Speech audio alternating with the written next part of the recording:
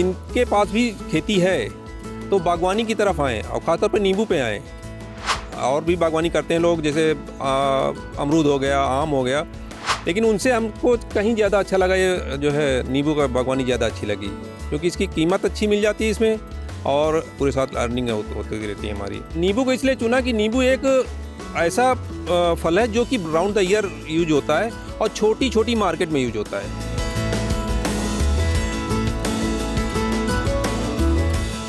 Air force की नौकरी से रिटायरमेंट हुआ तो एक सरकारी अनुदानित इंटर कॉलेज में टीचर बन गए, लेकिन कुछ समय के बाद मन में यह आया कि जो परिवार की कृषि योग्य भूमि है, क्यों ना वहां पर कुछ ऐसा किया जाए जिससे एक अच्छी आमदनी भी हो और पर्यावरण का संरक्षण भी हो, दूसरों को एक संदेश भी जाए कि कैसे खेती करके लोग गांव में ही अच्छा रोजगार पा सकते हैं। हम बात कर रहे हैं बाबूपुर के रहने वाले किसान सतेंद्र और उनके भाई सुभाष चंद्र की। आज हम उनके बाग में मौजूद हैं और उन्होंने जब खेती के बारे में सोचा तो बागवानी को बढ़ावा दिया और इस समय जहां मौजूद है ये इनके नींबू के बाग हैं। यहाँ पर नींबू भी है, नींबू के अलावा बेल भी यहाँ पर मिलेगी और भी कई तरह के पौधे, और इस नींबू की बागवानी से वो एक अच्छी आमदनी भी कर रहे हैं। 6 एकड़ में सिर्फ नींबू की बागवानी लगातार इसे बढ़ा रहे हैं। बातचीत करेंगे यहाँ पर हम सतेंद्र जी से और सुभाष जी से। सतेंद्र जी, ये बताइए कि जब एयरफोर्स से रिटायर हुए, एक अच्छा वहाँ की लाइफस्टाइल रही होगी सब, उसके बाद में टीचर बन गए, फिर कैसे मन में आया कि हमें इधर खेती की तरफ आना है साथ में? अभी तो चल रही है नौकरी आपकी। एक्चुअली थैंक यू, बड़ा अच्छा प्रश्न है आपका। मेरा ओरिएंटेशन शुरू से ही इसे बागवानी के प्रति रहा है और जब हम एयरफोर्स में थे तभी जो है उस समय हमने आंवला के बारे में विचार आया था कि आंवला की एक बेल्ट बनानी है मुझे अपने डिस्ट्रिक्ट में, जनपद में। इसके बाद जो है आंवला की जो भी उस समय इमर्जिंग प्रजातियां थी, नरेन 6, नरेन 7, चकैया और लक्ष्मी बावन, इनके सारे संसूट ला करके हमने अपने यहाँ खुद जो है नर्सरी तैयार करी और नर्सरी तैयार करके हमने 10 एकड़ पे जो है ना आंवला प्लांटेशन कराया था और वो पूरा साइंटिफिक ढंग से कराया था आंवला। और उस समय दिक्कत आ गई मार्केटिंग की, क्योंकि उधर राजस्थान का आंवला आने लगा था, इधर प्रतापगढ़ का, तो उस समय हमें मजबूरी ये हुई कि हमें 25 बीघे का जो आंवला था उसकी मैक्सिमम जो कॉस्ट हमें मिली थी वो 20,000 रुपये मिली थी, जबकि हमारा आंवला पूरा फला हुआ था, पूरा बगीचा फला हुआ था। तो मजबूरी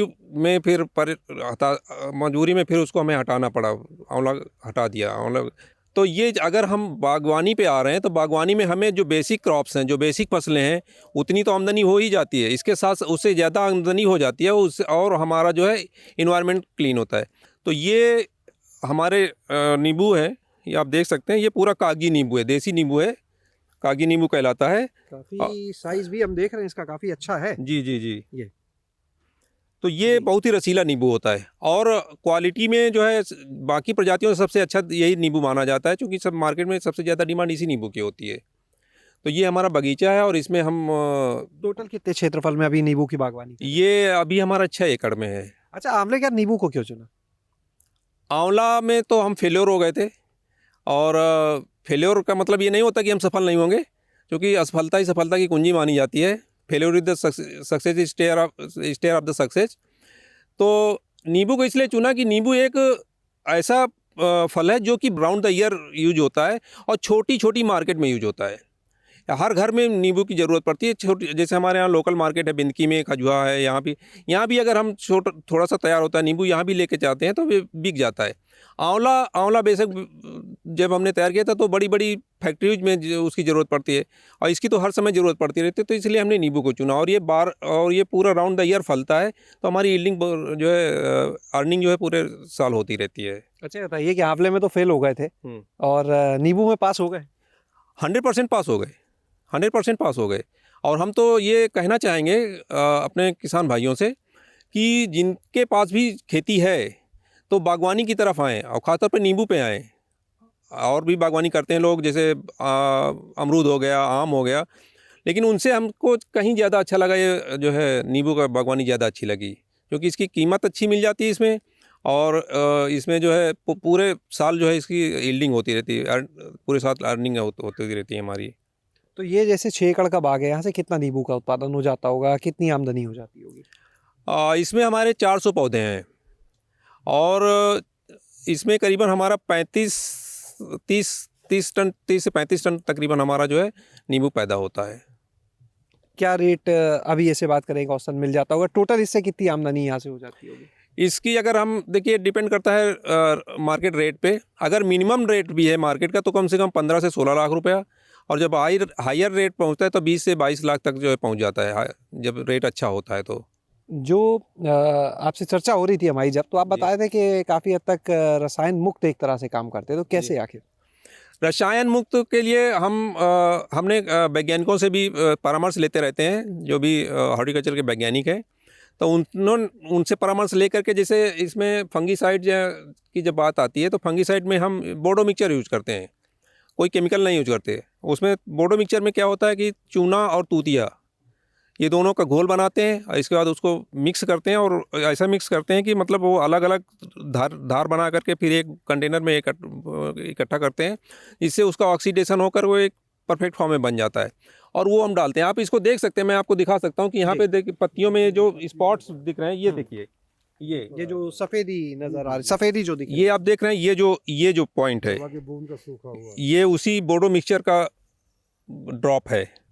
तो ये है, हानिकारक नहीं है शरीर ना ना किसी ना के ना लिए? ना बिल्कुल नहीं। अब इसके लिए अगर हम फंगीसाइड्स मार्केट से लेके डालते हैं तो वो आसान ज़रूर हो जाता है थोड़ा सा, कि बस केवल घोल के डाल दिया, लेकिन वो हार्मफुल होता है और महंगा पड़ता है। सबसे बड़ी चीज़ तो हार्मफुल है और महंगा भी है। और ये बोडो मिक्सचर बहुत ही सस्ता पड़ता है, और थोड़ा सा सबसे बड़ी चीज़ ये है कि हम एक अच्छा प्रोडक्ट लोगों के लिए दे पा रहे हैं। मतलब जो केमिकल्स के बजाय हम जो ये देसी दवाएँ बना करके यूज़ कर रहे हैं। और एक चीज़ हम करते हैं कि हम इसमें केमिकल फर्टिलाइज़र्स बहुत कम डालते हैं, ऑकेजनली डालते हैं। हमारे पास ये केचुए की खाद है, वर्मी कंपोस्ट है, और हमारे पास ये गोबर की खाद होती है, वर्मी कंपोस्ट डालते हैं, और इसके साथ साथ नीम की खली भी डालते हैं। तो ये चीज़ कुछ हमें अलग सोच के ढंग से कर रहे हैं। और एक चीज़ हम बता दें कि हमारा उद्देश्य सिर्फ अर्निंग का ही नहीं है। अर्निंग के साथ साथ मेरा उद्देश्य ये भी है कि मैं एक अच्छी क्वालिटी का प्रोडक्ट मार्केट में दूँ, लोगों को दूँ, और इसके साथ साथ जो है अच्छी क्वालिटी भी होगी और हार्मफुल भी नहीं होगा और सस्ता भी हो। मतलब हमारी कॉस्ट जो लगती मेंटेनेंस कॉस्ट जो है वो कम पड़े, तो इसलिए हम इन देसी चीज़ों को ज़्यादा प्रयोग करते हैं। एक बार बात करेंगे यहाँ पर सत्येंद्र जी के जो बड़े भाई साहब हैं सुभाष जी, उनसे भी एक खास चीज़ आपको और बता दें कि दोनों ही लोग शिक्षक हैं।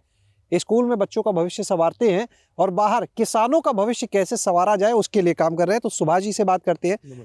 सुभाष जी, ये बताइए, आप अपना परिचय दें, कहाँ आप पढ़ाते हैं? मैं सुभाष चंद्र वर्मा, बाबूपुर निवासी, ब्लॉक खजुआ, तहसील बिंदकी में एक इंटर कॉलेज है, दयानंद इंटर कॉलेज बिंदकी, वहीं मैं लेक्चरर हूँ, प्रवक्ता हूँ राजनीति शास्त्र का। सुभाष जी, एक चीज़ ये बताइएगा कि ये जो नींबू की बागवानी आप लोग कर रहे हैं, क्या शुरुआत 6 एकड़ से हुई थी?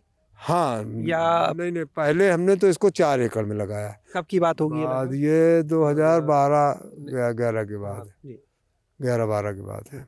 फिर इसको बढ़ाया हमने, 2 एकड़ और बढ़ाया, वर्तमान में 6 एकड़ है हमारी। अब जब ऐसी दिख रही खेती तो आगे कुछ और एक्सपेंशन का? हाँ, अब हमारा रिटायरमेंट भी इसी साल है, 31 मार्च लास्ट वर्किंग डे, और इसके बाद मैं स्वयं मतलब यहाँ रुकूंगा। अभी तो आते जाते रहते हैं, और अब रुक करके इसको कायदे से और देखेंगे, मेंटेन कराएंगे इसको और बाग को। अच्छा, पहले जब तक यहाँ पर बागवानी नहीं थी तो इस ज़मीन पर खेती वाली क्या करते थे हाँ, आप? खेती में वही गेहूं है और धान है, इसी तरीके की फसलें होती थी, लाही वगैरह की फसलें होती थी। तो उसमें हमको उतना टाइम दे नहीं सकते थे नौकरी के साथ साथ, तो हमने ये बागवानी चुना। सत्येंद्र जी, एक चीज़ ये बताइएगा, ये नींबू की बागवानी तो हो गई 6 एकड़ में आपकी, इसके अलावा हम जब आ रहे थे आपके बाग तो हमने देखा बेल भी लगा हुआ है, आंवला अभी भी कुछ बड़ा हुआ दिख रहा था रास्ते में। तो अभी और क्या क्या चीज़ें आप कर रहे हैं? हमारे पास आम का बगीचा है, जिसमें कि सारी प्रजातियां, जैसे चौसा हो गया और फजली हो गया, और इसके बाद आपका आम्रपाली हो गया, ये पौधे हैं हमारे पास। कटहल का बगीचा है, और हमारे पास बेल है। बेल की एक अच्छी क्वालिटी है, नरेंद्र प्रजाति के बेल हमारे यहाँ लगा हुआ है, जिसमें कि एक नरेंद्र का बेल ऐसा होता है कि जो 4 से 5 किलो तक के वेट का हो जाता है। कुल बागवानी की अगर बात करें तो 6 एकड़ नींबू हो गया, बाकी और कितनी बागवानी है जिसमें बेल आंवला ये सब है? 2 एकड़ लगभग सारा कुछ हो जाता है। आंवला है, और कटहल है, और आम है, और इसके बाद बेल है। आगे की क्या प्लानिंग है आप?